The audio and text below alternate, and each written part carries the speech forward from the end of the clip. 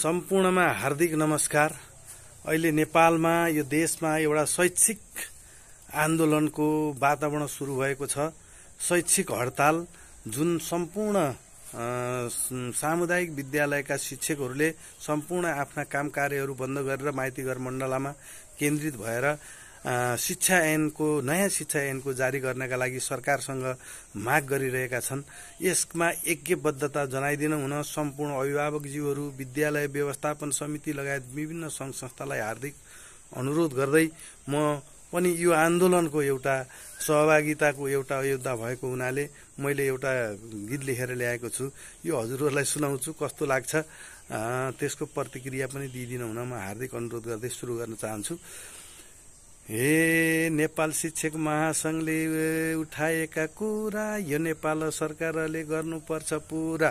Tailor मात्र होइन मौकामा चौका, पूरा फिल्म देखाउने यही हो हामीलाई मौका। गणतन्त्र भन्छ ध्यानै दिन भ्याउँदैन, शिक्षा ऐन ल्याउँदैन।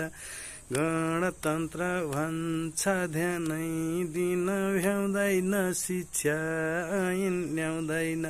गणतन्त्र भन्छ ध्यानै दिन भ्याउँदैन, शिक्षा ऐन ल्याउँदैन।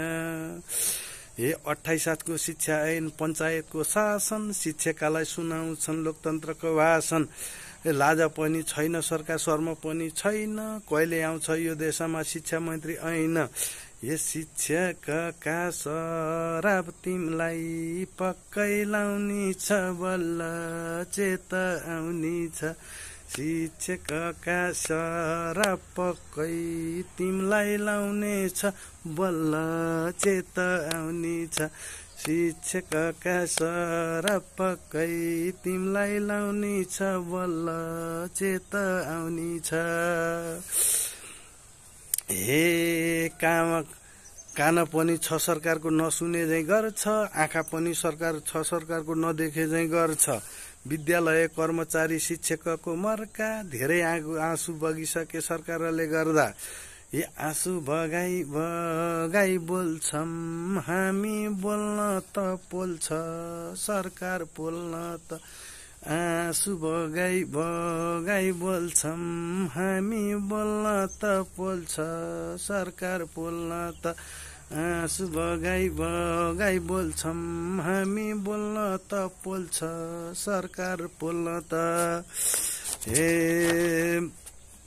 रहरले होइन सरकार बाध्यताले आएको, माइती घर मण्डलमा कुम्भ मेला लाएको।